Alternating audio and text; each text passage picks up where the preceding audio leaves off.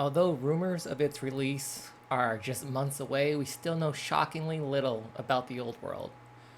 But we do know from the map that the king of Bretonnia in this age is Lewin Orcslayer.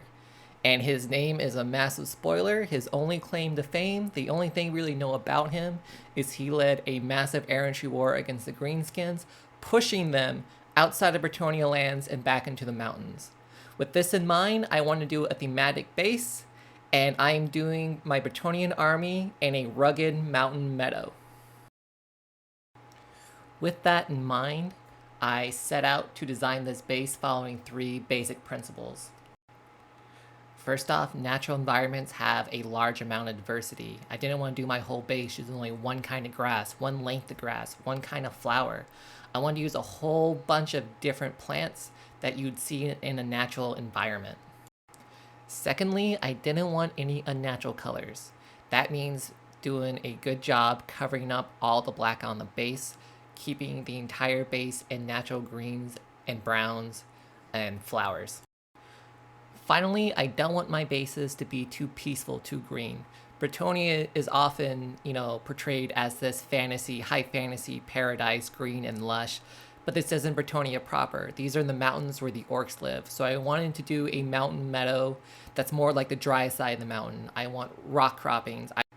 I want browns from plants that are dying or struggling to show that this isn't quite the perfect environment.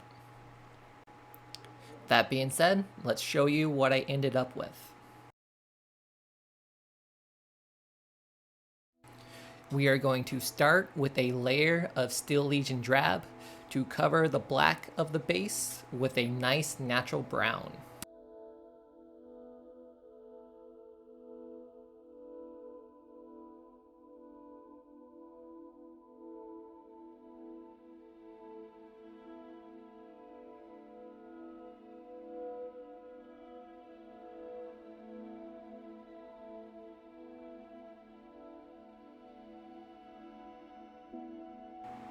We are going to follow up on that with a thin layer of Agrellan Earth, a Citadel Technical paint. If you don't have a textile tool like I'm using here, use an old brush because this thing will absolutely mess up whatever brush you have. Don't use anything expensive, use a cheap acrylic brush. Make sure you get this layer really thin. We don't want big cracks. We don't want to make it look like a wasteland. We just want to add some texture to the base for any part where dirt shows up through the grass.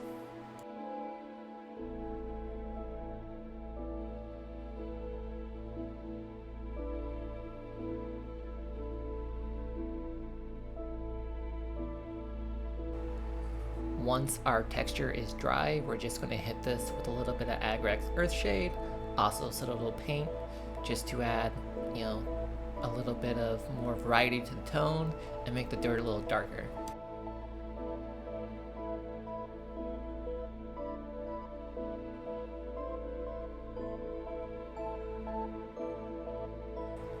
The order in which you do these next steps is not really important. This is just the method that works best for me. So the first thing I'm going to do is add a bunch of static grass tufts to this base. You can get tufts of all different kinds on Amazon. Almost everything I'm using here are going to be from the Army Painter line, which is a nice little solid choice, although a bit expensive. I will try to link them in the comments. But basically I'm using mountain meadows, I think lowland shrubs, and some mountain tufts. You can also find some great stuff originally made for model trains for a lot cheaper than you can find wargame property tufts. For this step I use super glue because it dries fast and dries clear, but white glue would work for this as well. Remember, we want variety in our bases. We don't want every base looking the same, so I'm placing these kind of sporadically. Just be careful not to fall into a routine where you always put like a shrub in a corner or 2 shrubs in opposite corners, something like that.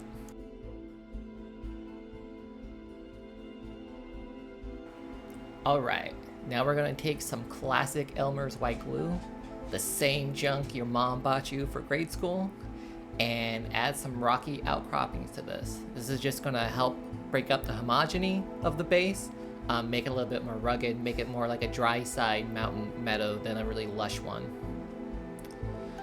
You just need a little bit, and go ahead and dab and mix it up with a brush, but for the love of God, don't use a good brush. This will absolutely destroy your brush. Use something old and crabby. Sprinkle the tiny pebbles on. This also comes from Army Painter. Tap them down a little bit, knock off the excess, let it dry, and you're ready for the next step.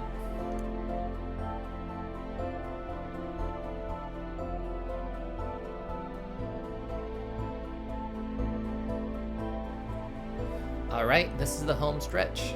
All we need to do at this point is take the same white glue. We're going to add it to the rest of the base that's still uncovered. We're going to cover it with, some plastic grass flock. Again, I'm mixing up 3 different flocks when I do mine. 2 of them are from Army Painter. I think the last one is made for model railroads. There's so many different kinds you can take and use here. Just find something cheap, something that works for you. Mix it up. It's just going to help with a little bit more variety and keep your base from looking too homogeneous.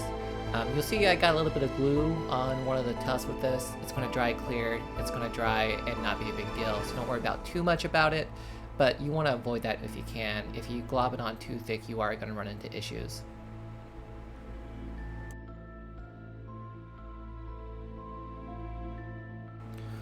Once you got your base covered with your grade school paint, we are just going to add grass to it using a static grass applicator. I'm going to put it in this little box so I don't make a big mess, but you can see the different kinds of grasses I'm going to use on this. This static grass applicator I got on Amazon. It is the cheapest version available. Just search for static grass applicator, you'll find it. I will admit it's not a great one. It doesn't work very well with long strands of grass, but it does work pretty good with short ones. Are definitely good enough for like the $15 I spent on it. And how this works is you're going to put all your grasses in this little applicator tub right there. Press the button and it's going to give it a static charge, making one side positive, one side negative. And so when the grass hits this base, it's going to stand up end to end and not lay flat, which is a big problem I've had in the past with trying to put this kind of static grass onto a base. If you are really passionate about this, you can get a really nice applicator for about $50, about double what I pay, and they work great. But honestly, this works pretty well for me and is cheap enough to not make my fiance angry. I'm going to push a few more strands up with my little tool here. Let this dry, and this base is almost good to go.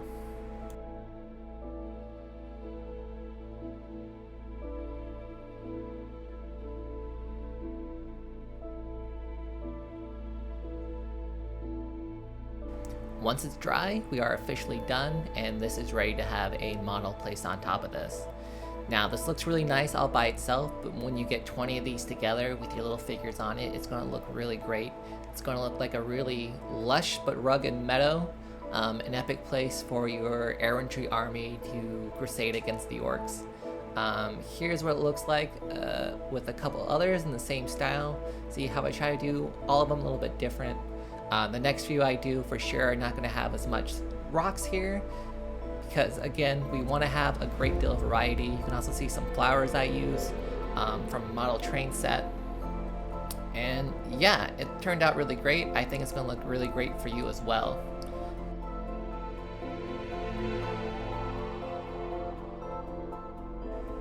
And if it helps, here is an example of a model on one of these bases. I am excited for the old world. I love Bretonnia as a concept. I'm really excited about this base. It reminds me of the mountains I grew up in when I was a little boy. And I hope you find this useful as well. Thanks for watching.